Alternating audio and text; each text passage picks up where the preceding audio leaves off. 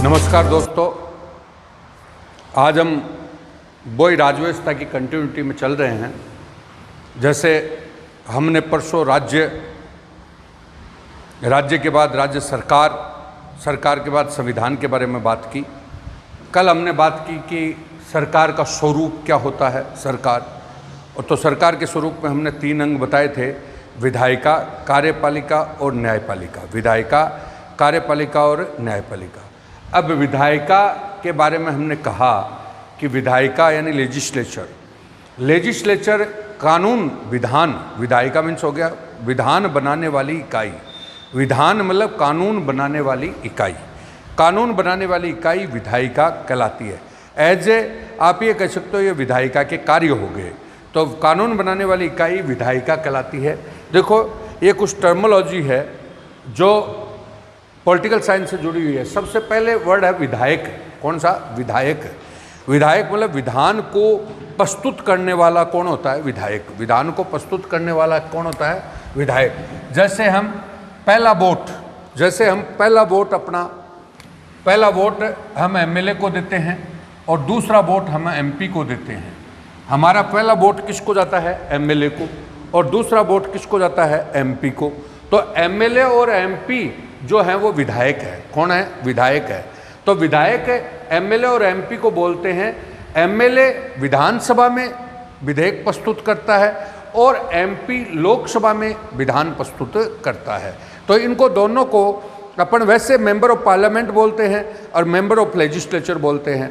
तो वैसे बात नहीं है, बेसिकली बात है, इनका ओवरऑल नाम हो गया विधायक। विधायक का मतलब विधान प्रस्तुत करने वाला व्यक्ति। विधान प्रस्तुत करने वाला व्यक्ति कौन है?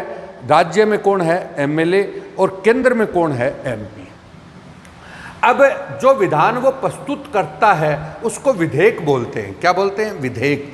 विधेयक से तात्पर्य हो गया कानून के लिए जो प्रस्ताव रखा जाता है, कानून बनने के लिए जो प्रस्ताव रखा जाता है उसको हम क्या बोलते हैं? विधेयक। क्या बोलते हैं? विधेयक। बाद में ये विधेयक रखा कहाँ पे जाता है? तो अभी भी मैंने बताया, एमएलए एमपी इसको संसद में रखता है और एमएलए उसको विधानमंडल में रखता है। तो इसको क्या बोलते हैं? विधायिका। जहाँ पर कानून बनाने वाली क्या है? संस्था। अब देखो, प्रस्ताव किसने रखा? प्रस्ताव होता क्या है? विधेयक। प्रस्ताव होता क्या है? विधेयक। प्रस्ताव किसने रखा? विधायक ने।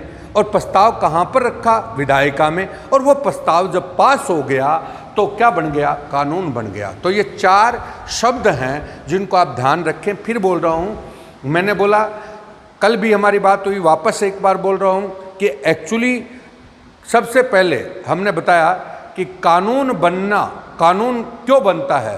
तो कानून बनाने वाली जो संस्था है, कानून बनाने वाली संस्था है वो कौन है? विधायिका है। लेकिन कानून क्यों बनता है? तो जनता की सुरक्षा और व्यवस्था को बनाए रखने के लिए क्या बनता है? कानून। और जनता के हित में क्या बनता है? कानून। समझ गए? तो कानून बनाने के लिए प्रस्ताव कौन रखता है? विधायक, जिसको हम क्या बोलते हैं? एमएलए और एमपी। और जो कानून बनने का जो प्रस्ताव होता है उसको क्या बोलते हैं? विधेयक। कानून बनने के प्रस्ताव को कहाँ पर रखा जाता है? तो विधायिका। और जब वो प्रस्ताव पास हो जाता है तो क्या बन जाता है? विधान। तो ये कानून का 4 टर्मोलॉजी हैं जिनके बारे में हमने बताया। अब देखिए, कानून 2 हैं, एक तो अस्थायी और एक कौन सा? स्थायी। अस्थायी और कौन सा? स्थायी। अब मैंने एक वर्ड बोला, स्थायी जो होता है वो तो संसद, अभी बताया विधायिका में होता है। किस में होता है? विधायिका।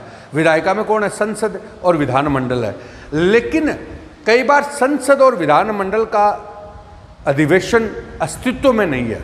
अस्तित्व में नहीं है क्योंकि आपको पता है संसद का एवं विधानमंडल का अधिवेशन वर्ष में न्यूनतम 2 बार होना चाहिए। न्यूनतम कितनी बार होना चाहिए? 2 बार। हमारे यहाँ पे वो वर्ष में 3 बार होता है। कब होता है? 3 बार। तो हम बोलते हैं कि कानून बनता तो किस में है? विधायिका के अंतर्गत बनता है। लेकिन कई बार अधिवेशन अस्तित्व में नहीं है तो अस्थायी कानून बनता है। कौन सा कानून बनता है? अस्थायी। तो कानून के कितने प्रकार हैं? 2। एक अस्थायी और एक कौन सा? स्थायी। एक अस्थायी और एक कौन सा? स्थायी। अस्थायी कानून को अध्यादेश बोलते हैं। क्या बोलते हैं?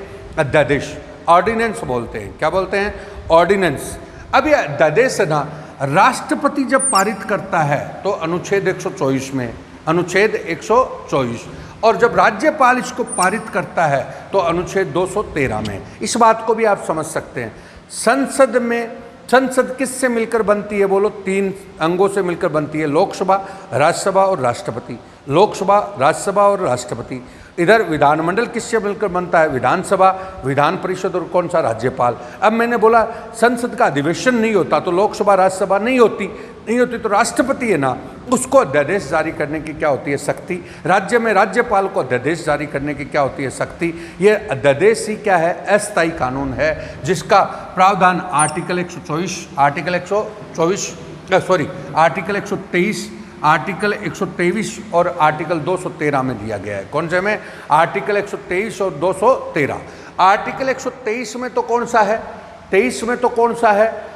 राष्ट्रपति का अध्यादेश। और 213 में किसका अध्यादेश है? राज्यपाल का अध्यादेश। अब आइए, अब मैंने लिखा है वो देखिए, संसद या विधानमंडल। संसद या विधानमंडल। मैं संसद क्यों बोल रहा हूँ? केंद्र के परिप्रेक्ष्य में मैं संसद बोल रहा हूँ, राज्य के परिप्रेक्ष्य में भी विधानमंडल बोल रहा हूँ। तो संसद और विधानमंडल का सत्र न चल रहा हो, सत्र मतलब सेशन न चल रहा हो, और देश और राज्य, देश राष्ट्र के परिप्रेक्ष्य में हो गया, राज्य राजस्थान राज्यों के परिप्रेक्ष्य में हो गया, राज्य के हित में कानून बनाना क्या हो गया? आवश्यक हो, तो केंद्र में राष्ट्रपति और राज्य में राज्यपाल अधिकतम 6 माह के लिए अध्यादेश जारी कर सकता है। अधिकतम कितने माह के लिए? 6 माह। 6 माह के लिए कानून बना सकता है। लेकिन अब मैं फिर बोल रहा हूँ, कानून कौन बनाता है? संसद बनाती है। लेकिन संसद का अधिवेशन न चल रहा हो और कानून बनाना क्या हो गया हो? आवश्यक, तो केंद्र में राष्ट्रपति, राज्य में राज्यपाल अधिकतम 6 माह के लिए कानून बना सकते हैं। लेकिन वो कानून क्या होता है? अस्थायी कानून होता है। कौन सा होता है? अस्थायी कानून होता है। इसको हम अध्यादेश बोलते हैं। अधिकतम कितने माह के लिए? 6।